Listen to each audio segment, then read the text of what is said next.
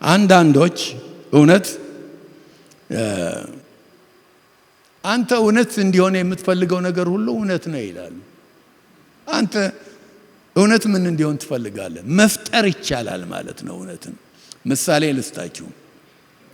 አንድ ድርጅት ማርኬቲንግ ዳይሬክተር መቅጠር ይፈልጉ ነበር። ማርኬቲንግ በጣም የሚገርማችሁ ትምህርት ነው። ምክንያቱም ሰዎችን ሁሉ ለመሳብ ለሰዎች አፒል የሚያደርግ ሰዎችን የሚስብ ነገር መፍጠር ይጠይቃል። እኔ ከዚህ ከአፍሪካ ወደ አሜሪካ ሲሄድ ትምህርት ቤት ነው የገባሁት። ከናይሮቢ ተነስተን ሄድን እና ያው ማር የነበረው ቢዝነስ ስለነበረ ብዙ ኮርሶች የማርኬቲንግ ነበሩት እና ያንን ሳይተረዳው እንጂ አሜሪካ ስገባ ግራ ገባኝ። ሳሙና ለመሸጥ ምን የመሰለኝ ቆንጆ በሙታንቲ ብቻ ሆና አንዳንዴ ምግሯን አንስታ ይሄን የመሰለ ሳሙና ትላለች። መኪና ለመሸጥ ምንድነው? የማርኬቲንግ ሰዎች ዋና ዓላማቸው አእምሯችንን መያዝና ያንን ነገር ሳይረሳን ሄደን እንድንገዛው ማድረግ ነው። ስለዚህ የፈለጉትን ነገር ይጠቀማሉ፣ ኢንክሉዲንግ ሴክስ አፒል ማለት ነው። እና ለማርኬቲንግ ዳይሬክተርነት ስለሚፈልጉት የተጣሩ 3 ሰዎች ለኢንተርቪው ቀረቡ። ተጣርቶ ነው፣ ፈተናው ብዙ ነበረ። ኢንተርቪው አድራጊዎቹ ጠረጴዛ ላይ ቁጭ ብለዋል። ሁሉም አንድ ላይ ኢንተርቪው የሚደረጉት በወንበር እዚህ ቁጭ ይላሉ። የመጀመሪያው ሰው ገባ። የመጀመሪያው ሰው ማቴማቲሻን ነበረ። የሂሳብ ሊቅ፣ የሂሳብ አዋቂ ነው። ያው ከሰላምታ በኋላ ኢንተርቪው ቀጠለ። ኢንተርቪው ከባድ አይደለም፣ ጥያቄ እንጠይቃለን አሉት። 2 ሲደመር 2 ስንት ነው አሉት። ለማቴማቲሻን ለሂሳብ ሰው 2 ሲደመር 2 ይሄ ትሪክ ይኖረዋል አለና ቶሎ መልስ አልሰጠም። ትንሽ አሰበና ቆይቶ ግን 4 ነው አለ። አመሰገኑትና አሰናበቱት። እና ሁለተኛው ሰው ገባ። ሁለተኛው ሰው ደግሞ ስታቲስቲሻን ነው፣ ስታቲስቲክስ የምንለው። ስለዚህ ሌላ ነገር አይደለም የጠየቁት፣ ያንኑ ጥያቄ ጠየቁት። 2 ሲደመር 2 ስንት ነው አሉት።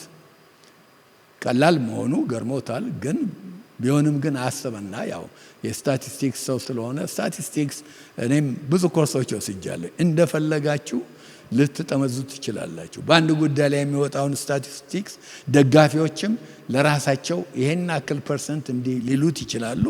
ተቃዋሞችም ያንን መጠቀም ይችላሉ። መሳብ የሚችል ነው። ስታቲስቲክስ ኢላስቲክ ነው፣ የሚሳብ ነገር ነው። እንደፈለጋችሁ ታደርጉታላችሁ። መልስ ሲሰጥ ይሄም የስታቲስቲክስ ሰው ነውና 2 ሲደመር 2 መልሱ በ3ና በ4 ማነው በ3ና በ5 ቁጥር ያለ ቁጥር ነው አለ። አያችሁ፣ ቀናውን አልመለሰም። በ3ና በ5 ቁጥር መካከል ያለ ነው አለና መለሰ። መጨረሻ የገባው ሶሊሲተር ነው። ሶሊሲተር እንግዲህ ገንዘብም ይሁን ጉዳዮችም ይሁን አሁን የመንግስት ጉዳይ በፍርድ ቤትም በምንም ይሁን የሚያስፈጽም ጀነራል ሶሊሲተር ይባላል አሜሪካን ውስጥ። እና ሶሊሲተር ጮሌ ነው።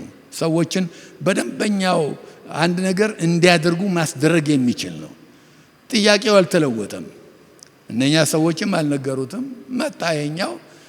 ጥያቄው 2 ሲደመር 2 ስንት ነው አሉት።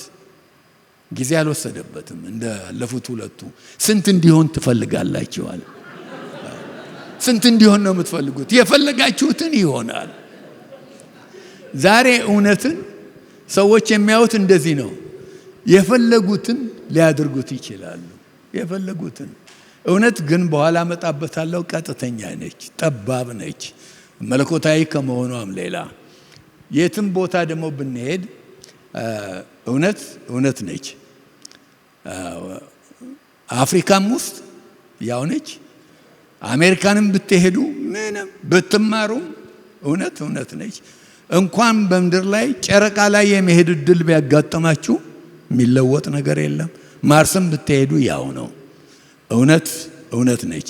ነገር ግን ይሄኛው ምን እንዲሆንላችሁ ትፈልጋላችሁ አላቸው። እና በጣም የሚያስገርም ነው። ስለዚህ እነኚህ ሰዎች እንደሚሉት እርግጠኛ የሆነ እውነት የለም። እውነት ለመታወቅ አትችልም ነው። ቃሉ ግን እውነት መኖር ብቻ ሳይሆን ልናገኛትም እንችላለን። እንደውም መጽሐፍ ቅዱስ ሰለሞን ያለው እውነትን ግዛት አትሽጣት። እውነትን ግዛት ይገኛል። ግዛት እውነትን ያዝ አትሽጣት ይላል ምሳሌ 23 ቁጥር 23 ላይ። ሐዋርያው ጳውሎስ ቤተክርስቲያን እንግዲህ የእውነት አምድ ብቻ ሳይሆን መሰረትም ነው ያላት ሁለቱም ነች። መሰረት የሚለው ቃል ግን ትንሽ ማብራሪያ ይጠይቃል። መሰረት ነች ስለተባለ አንዳንድ ሰዎች ቤተክርስቲያን ጉዳይ በጣም ያከሩትና ቤተክርስቲያን የእውነት መሰረት ስለሆነች እውነት ሁሉ የሚወጣው ከሷ ስለሆነ ከኛ ነው የሚመነጨው ይላሉ። በተለይም ደግሞ የቤተክርስቲያን አስተዳደር ቁንጮ ላይ ያሉ ሰዎች ከዚህ የተነሳ ሶላ ስክሪፕቹራ ወይም መጽሐፍ ቅዱስ ብቻ የሚለውን ቃል አይቀበሉም። የቤተክርስቲያን መሪዎች ቃል እንደ እግዚአብሔር ቃል ነው ብለው ያምናሉ። አሁን ሐዋርያ ጳውሎስ ቤተክርስቲያንን የእውነት መሰረት ነች ሲል ያንን ማለቱ አይደለም። በሌላ ቃል ሁሉ ጊዜ አንድ ጥቅስ ሰፋ አድርገን መመልከት አለብን ከሌሎቹ ቃላት ጋር። አንድ ጊዜ ሰይጣን አጋንንቱን ይዞ ወክ ያደርግ ነበረ። በሚራመድበት ጊዜ አንድ ሰው ደግሞ አንድ ቁራጭ ነገር አገኘ። ሰውየው ያገኘው ቁራጭ ነገር እውነት ነች። አረ አሰማሙ ያሉት አጋንንቶቹ። ያ ሰው እኮ ቁራጭ እውነት አገኘ፣ እቺን ታክላለች እውነት አግኝቷል። አረ ችግሩ ስንወድቃለን እናስጥለው አሉና ጠየቁት። ተውት አለ ሰይጣን። ምክንያቱም እቺን ቁራጭ ነገር ወስዶ አሁን ትልቅ ሃይማኖት እንዲመሰርትበት አድርገዋለሁ አለ። እና ቁራጭ አይደለም ሌሎችም አሉ። አሁን መሰረት ለሚለው ሐዋርያ ጳውሎስ በሌላ ቦታ ሲጽፍ ኤፌሶን 2:20 ላይ በሐዋርያትና በነቢያት መሰረት ላይ ታንጻቸዋል። የማዕዘኑም ራስ ማን ነው ይላል? ክርስቶስ ነው። የማዕዘኑ ራስ ቤቱን ያገናኘው ክርስቶስ ነው። ምን ማለት ነው? ክርስቶስ ወደ ምድር መጣ። 3 ዓመት ተኩል ሐዋርያቱን አስተማራቸው። ያስተማራቸውን ደግሞ እነሱ ማስተማር ጀመሩ። ወንጌል ለሁላችን የደረሰው በዚህ ነው። ማስተማር ብቻ አይደለም፣ በመንፈስ ቅዱስ ምሪት። ትንቢት ከቶ በሰው ፈቃድ አልመጣም ይላል ቃሉ። መንፈስ ቅዱስ እየመራቸው ይህንን የምናየውን መጽሐፍ ጻፉልን። ስለዚህ ከታች ያለው ክርስቶስ ስለሆነ ሐዋርያትን ያስተማራቸው፣ እኛ ደግሞ መጽሐፍ ቅዱስ ብለን ይህንን እውነት የምንቀበለውን ሐዋርያትና ነቢያት የጻፉትን ማለት ነው። ይህንን ስለምንቀበል በዚህ ትምህርት ላይ ተመስርተናል። በቀረው ግን መሰረቱ ክርስቶስ ነው። እንደውም በሌላ ቦታ 1 ቆሮንቶስ ምዕራፍ 3 ላይ እኔ መሰረትኩ ይላል። ያው ስራ ሰራው። ሌላው ደግሞ በርዛ ላይ እንዴት እንደሚያንጽ ይጠንቀቅ። ምክንያቱም ከተመሰረተው በቀር አዲስ መሰረት መመስረት አይቻልም። እሱም ደግሞ ማን ነው ይላል? ኢየሱስ ክርስቶስ ነው ይላል። ስለዚህ የቤተ ክርስቲያን መሰረት ክርስቶስ ነው። ክርስቶስ ያስተማረውን ደግሞ ሐዋርያት ነቢያት ያስተማሩትና ለኛ የደረሰው ማለት ነው። ምሰሶው ሁሉን ነገር ይደግፋል፣ ይሸከማል፣ ከመፍረስ ይጠብቃል፣ ቤቱ ቆሞ እንዲቆይ ያደርጋል። አሁን ግን በእውነት ቃሉ እንደሚለው ቤተ ክርስቲያን የእውነት አምድ ነች ወይ ብለን መጠየቅ ያስፈልጋል። አሁንም እንዳልኩት በነጠላ ቁጥር ነው የምናገረው። ስለዚህ ቤተ ክርስቲያን መናገሪያ አይደለም። በዓለም ላይ ብዙ የሞራል መሻቀጥ አለ እና እውነት እየተበረዘ ነው። እሴቶቻችን እየተቀየሩ ነው። ሁሉ ነገር እየተናወጠ ነው። በዚህ ሁሉ ነገር በተናወጠበት ዓለም ላይ እንደ ምሰሶ ሁኚ የተባለችውን ቤተ ክርስቲያን ሳትቀር እየተናወጠች ነው። እሴቶቿን ሁሉን ነገር እየለወጠች ነው። ወንጌልን እየበረዘች ነው። አሁንም በነጠላ መናገሬ እንዳትረሱ። ስለ አንዲት የክርስቶስ ቤተ ክርስቲያን መናገሬ ነው። የወንጌልን ቃል መጠበቅ ያለባት ቤተ ክርስቲያን እንደውም ፈዛለች። አንዳንድ ጊዜ ዋጋ ቢያስከፍልም ግን የወንጌልን እውነት እንድትጠብቅ የተመረጠች ቤተ ክርስቲያን ነችና ቃሉ እንደሚላት ኢየሱስ ክርስቶስ ነች እንዳላት ቤተ ክርስቲያን ሆና መገኘት አለባት። ምሰሶ ተብላለች። ከተባለችም አምድ የቆመበት መሰረት አለ። መሰረቱም ደግሞ ጽኑ ነው። የማይናወጥ የማይለዋወጥ የማይዋዥቅ ጽኑ መሰረት ነው። ስለዚህ ስራውን በዚህ መሰረት ላይ ሆነን መቀጠል አለብን። መጽሐፍ ቅዱስ ስለ እውነት ሲናገር እውነት እግዚአብሔር እንደሆነ ይናገራል። ቅድም አንድ ጥቅስ ከኤርምያስ ነግሬያቸዋለሁኝ። ስለ ሥላሴዎች አንዴ ሦስቱንም እናንሳ። እግዚአብሔር አብ የእውነት አምላክ ተብሎ ተጠርቷል። መዝሙር 31 ቁጥር 5 ላይ በእጅህ ነፍሴን እሰጣለሁ፣ የእውነት አምላክ አቤቱ ተበጅተኛል ይላል። ኢሳይያስ 65 16 ላይ ደግሞ እንዲሁም በምድር ላይ የተባረከ በእውነት አምላክ ይባረካል፣ በምድር ላይ የማለ በእውነት አምላክ ይምላል። አብ የእውነት አምላክ ተብሏል። ወደ ወልድ ልሂድ። እግዚአብሔር ወልድ ደግሞ ያው ዮሐንስ ወንጌል ላይ ከመጀመሪያው ጀምሮ ማን እንደሆነ ከነገረን በኋላ ዓለም ሳይፈጠር በፊት ሁሉ ነገር ሲፈጠር አብሮ የፈጠረ አምላክ መሆኑን ከተናገረ በኋላ ቃልም ሥጋ ሆነ፣ ጸጋና እውነትን ተሞልቶ በመካከላችን አደረ ይላል። እንደውም ዮሐንስ ወንጌል ምዕራፍ 14:6 ላይ እኔ መንገድ እውነት ሕይወት ነኝ ብለዋል። ስለዚህ ወልድ ምንድን ነው? እውነት ነው። ኦኬ። ሶስተኛው የሥላሴ አካል መንፈስ ቅዱስም እውነት ተብሏል። ዮሐንስ 14:17 ላይ እርሱም ዓለም የማያየውና የማያውቀው ስለሆነ ሊቀበሉ የማይችል የእውነት መንፈስ ነው። ዮሐንስ 15:26 ላይ ዳሩ ግን ከአብ ዘንድ የምልክላችሁ አጽናኝ እርሱም ከአብ የሚወጣ የእውነት መንፈስ በመጣ ጊዜ እርሱ ስለ እኔ ይመሰክራል። ዮሐንስ 16 ቁጥር 13 እርሱ የእውነት መንፈስ በመጣ ጊዜ ወደ እውነት ሁሉ ይመራችኋል። ስለዚህ አብ እውነት ተብሏል፣ መንፈስ ቅዱስ እውነት ተብሏል፣ ወልድ መንፈስ ቅዱስ ተብሏል። መጽሐፍ ቅዱሳችን ደግሞ መንፈስ ቅዱስ የጻፈው ስለሆነ መንፈስ ቅዱስ የደረሰው ከመሆኑ የተነሳ የእውነት ቃል ተብሏል። ሩቅ ሳትሄዱ እዚሁ ጢሞቴዎስ ላይ ይህንን ቃል ታገኙታላችሁ።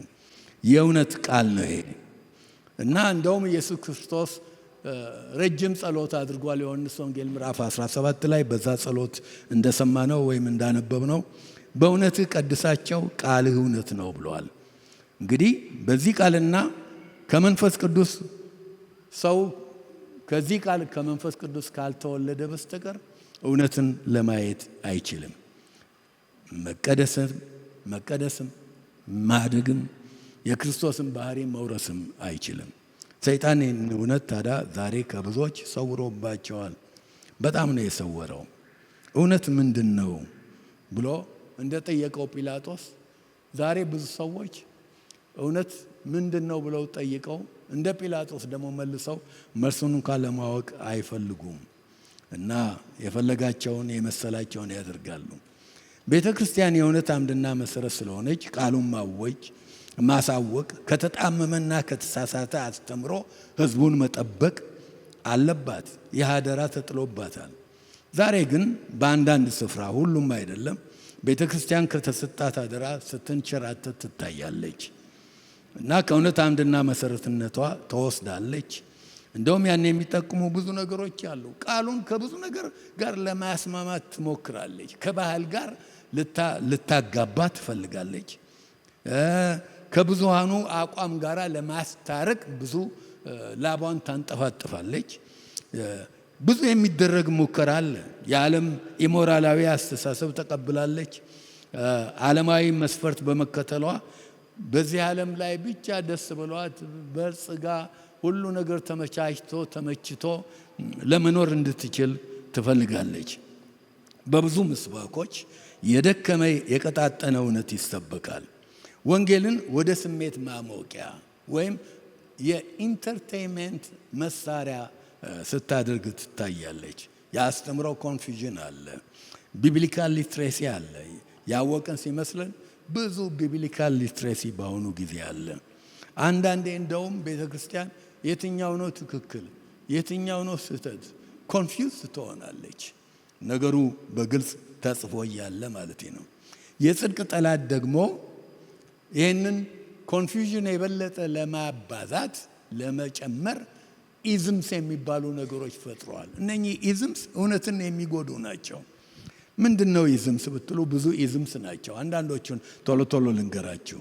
ሪሌቲቪዝም የሚል ነገር ሰይጣን ፈጥሯል። ሪሌቲቪዝም ምንድነው? አንጻራዊ የሆነ እውነት ማለት እርግጠኛ የሆነ ነገር አይደለም። አብሶሉት ትሩዝ የለም። ፍጹም እውነት የለም። ለሁሉ ለፈረንጁም፣ ለአበሻውም፣ በአሜሪካንም፣ በኢትዮጵያም፣ ጨረቃም ላይ ምድርም ላይ ለሁሉም የሚሆን እውነት አብሶሉት እውነት የለም። ነገሩ ሪሌቲቪዝም ነው። እንደ ሰውየው አመለካከት፣ እንደ ሴትየዋ አመለካከት ለአንድ ሰው እውነት የሆነ ለሌላ ሰው እውነት ላይሆን ይችላል። ከዚህ የተነሳ ያንተ እውነት የኔ እውነት የሚባል ነገር ሁሉ ሳይቀር ተፈጥሯል። እውነት ግን አብሶሉት ትሩዝ ነች እና የሚወሰነው ባንቺ አይደለም፣ የሚወሰነው በእኔ አይደለም፣ የሚወሰነው በእናንተ አይደለም። እውነት አንድ ነች እና ፍጹም ነች። አግኖቲዝም ደግሞ የሚባለው ሌላ ኢዝም ነው። እርግጠኛነት የሌለው የሚጠራጠር ከቤሪያ ሰዎች ተቃራኒ እንድትሆኑ የሚያደርግ የሐዋርያት ሥራ ምዕራፍ 17 ላይ ታገኛላችሁ የቤሪያን ሰዎች። ፕሉራሊዝም ደግሞ የሚለው አለ። ፕሉራሊዝም ምንድነው? ይሄ እያንዳንዱ ሰው አስተያየት ቪው ፖይንት ከእውነት ጋር እኩል ማድረግ ክርስትና አስነስቶ የሰው አስተያየት የተለያዩ ሰዎች አስተያየት ሁሉ በቃ እኩል ማድረግ ማለት ነው።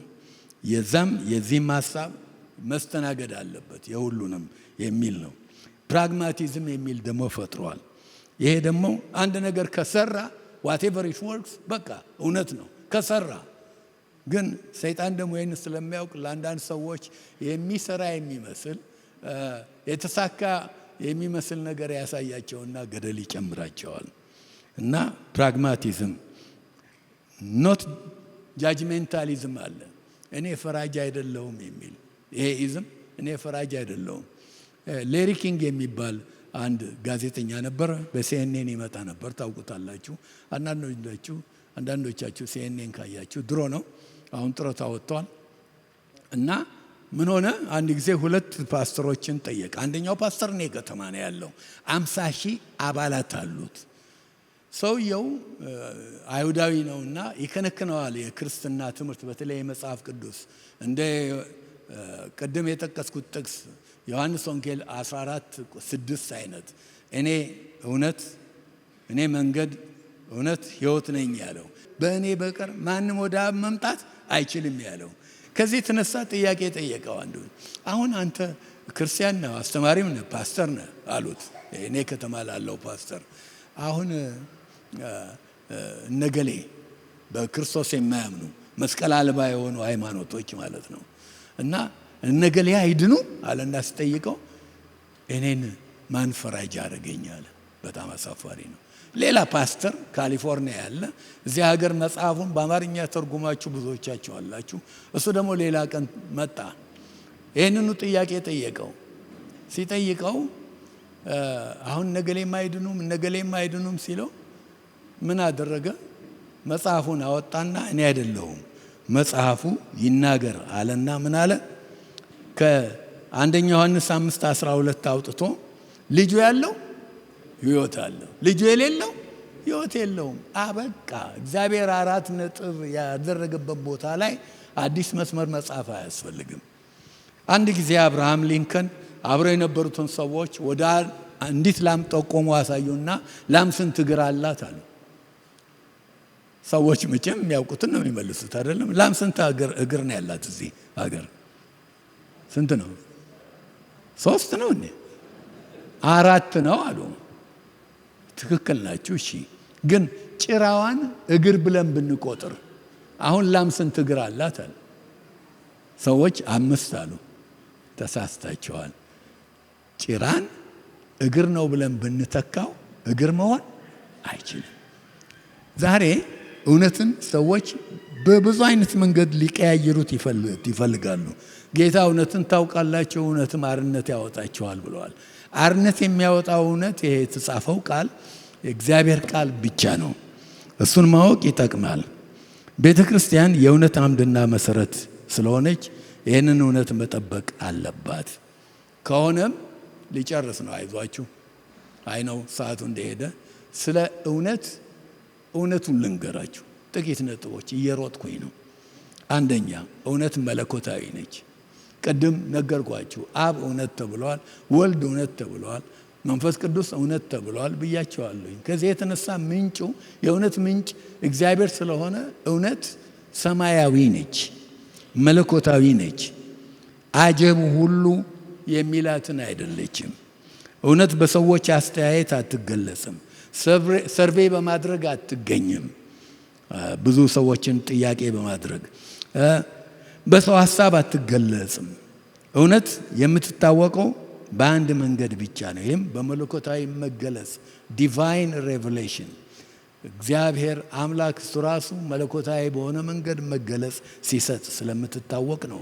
እግዚአብሔር ደግሞ በእጃችን ይህንን እውነት ያስጨበጠን። የእውነት ምንጭ እግዚአብሔር ብቻ ነው። ስለዚህ እግዚአብሔር ስለምንም ነገር ነው ያለው ነው። እግዚአብሔር አይደለም ያለው ነገር አይደለም። በቃ ስለ ፍርድ ይሁን ስለ ደህንነት ይሁን ስለ ሁሉ ነገር እና እግዚአብሔር ያለው ነው። አንዳንድ ሰዎች እንዴ እውነትን ያልሰሙስ ይላሉ። ሮሜ ምዕራፍ 1 ላይ ሐዋርያ ጳውሎስ የተናገረው ነገር ለዚህ ይሆናል። ምንድነው ያለው?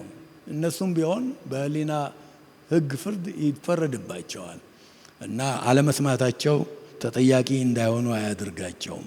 እግዚአብሔር ብቻ ነው እውነተኛ።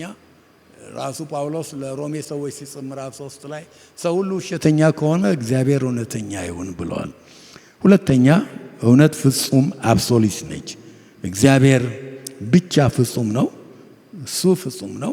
ከእርሱ የወጣ እውነትም ፍጹም ነው፣ እንከን የለውም። ይሄ መጽሐፍ ቅዱስ አንድም እንከን የማይገኝበት መንፈስ ቅዱስ የጻፈው ስለሆነ ነው። ፍጹም እንግዲህ አብሶሉት ማለት ነው። ከሌለ ተጨባጭ ኦብጀክቲቭ የሚባል ነገር ይጠፋል። ዩኒቨርሳል ትሩዝ የሚባል ይጠፋል። ዓለም አቀፍ የሆነ እውነት የለም። ይሄ እውነት ፍጹም ካልሆነች እና ሰው ሁሉ እንደ ስሜቱ አንጻራዊ በሆነ መንገድ እንደ ፈለገው አይነት ሊያደርጋት ይችላል ማለት ነው። ስለዚህ እውነት ፍጹም ነች። ፍጹም ከመሆኗ የተነሳ የምታገል ነች። ታገላለች። ሐሰት የሚባለውን ታገላለች። እውነት ብቻ ነች። ከውሸት ጋር ግንኙነት የላትም።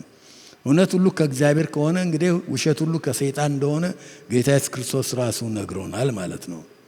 እና እውነት 1,000 ሰዎች 1,000,000 ሰዎች ቢቃወሟትም እውነት ነች። ስህተት ደግሞ 1,000,000 ሰዎች ቢደግፏትም ያው ስህተት ነች። ምንም አትቀየርም። እውነት ታዲያ ጠባብ ነች። ሶስተኛ ነጥብ ነው። ጠባብ 2 እና 2 ስንት ነው? ቅድም ተነጋግረናል። 4 ነው። ይሄ 2 እና 2 4 መሆኑ ጨረቃ ላይ ብንወጣ ይቀራል? አይቀርም። አሜሪካ ብንሄድ ይቀራል? አይቀርም። ብንማር ዲግሪ ቢኖረን ዶክተር ብንባል ይቀራል? ነው። 2 እና 2 4 ነው። እውነት በጣም ጠባብ ነች እና ጌታ ለምሳሌ እኔ መንገድ እውነት ሕይወትም ነኝ፣ በእኔ በቀር ወደ አብ የሚመጣ የለም ብለዋል። ጠባብ ነው። የሚያገለው አለ? አዎ። በእርሱ ያልመጣ በትክክለኛው በር ያልገባ መንገድ በሆነው ያልተራመደና ወደ አብ ለመምጣት ግስጋሴ ያላደረገ አይገባም ማለት ነው። እኔ መንገድና እውነት ሕይወትም ነኝ ብለዋል። አራተኛ እውነት ነጠላ ነች። ትሩዝ ኢዝ ሲንጉላር ማለት ነው። ቁራጭ ብጣቂ እዚህ ትንሽ እዛ ትንሽ ቢትስ ኤንድ ፒስስ አይደለችም። የማይገናኝ ነገር እያያያዝን እንደምናደርገው ዳታ አይደለችም። እውነቶች የሚባሉ የለም። እውነት በእንግሊዝኛ ትሩዝ አትባልም። አርቲክል ያስፈልገዋል፣ ግን ዴፊኒት አርቲክል ነው የሚያስፈልገው። ከእውነቶች አንዷ አይደለችም እውነት። ዚ ትሩዝ አንድ ብቻ ነች እና እውነት በጣም ጠባብ ነች። ሌላው አራተኛ ነጠላ ከመሆኗ ሌላ እውነት ተጨባጭ ነች፣ ኦብጀክቲቭ ነች፣ ሳብጀክቲቭ አይደለችም። እንደ ሰው አስተያየት እንደ ሰው ስሜት የምትለዋወጥ አይደለችም።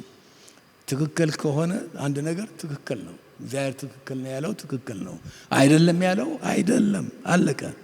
አንዳንድ ጊዜ ይሄን እንስታለን።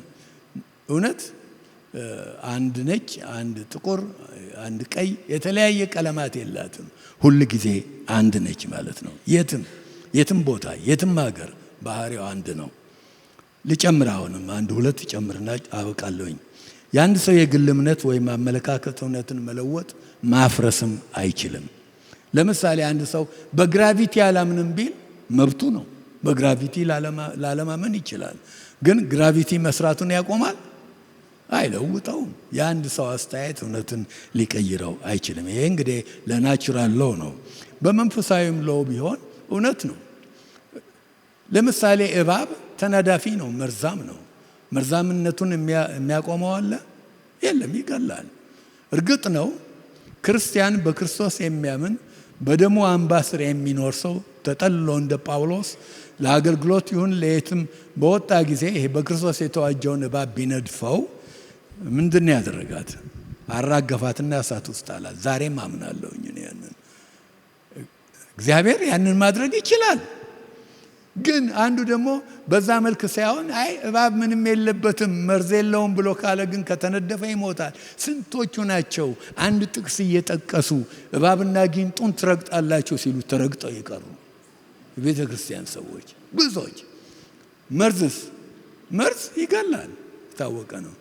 አሁንም አምናለሁኝ ቅድም እንዳልኩት አንድ ሰው ሳያውቅ ሌላው መርዝ አንዱን ክርስቲያን ሊመርዘው ቢሞክር እኔ በእውነት ጌታ ጠባቂ እንደሆነ አምናለሁኝ። ከሰውየው ሐሳብ ሊገለው ነው አይደለም መርዝ ያጠጣ፣ እግዚአብሔር ግን እንደውም እንዲስማማው ሊያደርግም ይችላል። ዳሩ ግን መርዝ ምንም የለበትም ብለው አሁንም አንዳንድ ጥቅስ እየሞከሩ መርዝ ሳይቀር ቢጠጡ ምንም አይሆኑ ሲሉ ጭልጥ ብለው የጠፉ ብዙዎች አሉ። እውነት ጠባብ ነች፣ ነጠላ ነች፣ ተጨባጭ ነች ብያቸዋለሁኝ። የአንድ ሰው የግል እምነት ይህን ሁሉ አይለውጥም። እውነት በሁሉም ቦታ ደግሞ ጊዜ ዘመን አይለውጣትም። ባህልን የምታልፍ ነች፣ ትራንስ ካልቸራል ነች እውነት። እና ጨረቃም ላይ ብንወጣ የትኛውም ባህል ላይ ብንሄድ በማንኛውም አካባቢ ትራንስ ካልቸራል ስለሆነች ሊደመስሳል ሊለውጣት የሚችል ነገር የለም። እውነት ባለስልጣን ነች፣ ስልጣን አላት። ምክንያቱም ስልጣን ሰጪው ነው። ከዛ የወጣች ስለሆነች ስልጣን አለ። ለዚህ ነው ዛሬ እኮ የእግዚአብሔር ሰዎች ይህንን ቃል በስልጣን በመንፈስ ቅዱስ ተመርተው ሲናገሩ በአጋንንት ላይ ቃሉን ሲጠሩ ሁሉ የሚሰራው አጋንንት ሁሉ የሚንጫጫው ማለት ነው። ስልጣን አላት እውነት። ጌታ ምን ብለዋል? ቃል እውነት ነው፣ በእውነት ቀድሳቸው። ቃሉ እውነት ነው። እውነት ኃይል ነው። መንፈሳዊነት ከፈለግን ልናገኛት እንችላለን ከፈለግን። ስለዚህ ወደ እግዚአብሔር እውነት እንመለስ። በኑሯችን፣ በሕይወታችን፣ በአገልግሎታችን፣ በምስክርነታችን፣ በስብከታችን፣ በጭውታችን ባገኘነው እድል ሁሉ ለእውነት እንቁም። ምክንያቱም እኛ ቤተ ክርስቲያን ሲባል ጣራ ግድግዳው አይደለም። ማን ነው? እኛ ነን። እኛ ከሆነን እንግዲህ የእውነት አምድና መሰረት ስለተባል እውነት ሲጣመም፣ እውነት ሲበረዝ፣ እውነት ስትቆሽሽ እያየንም ዝም አንበል። ድምፃችንን እናሰማ። ቤተ ክርስቲያን የእውነት አምድና መሰረት ነች። እግዚአብሔር ይባርካችሁ። ፓስተር ትመጣለ። ፓስተር ይመጣና እኛ ጋር 3 ሰዓት 2 ሰዓት ትንሽ ነች ይሰብካል። ደስ ይለናል፣ አንጠግበውም። እንግዲህ ሰዓቱን ካለፈ መበቀሌ ነው። ኦኬ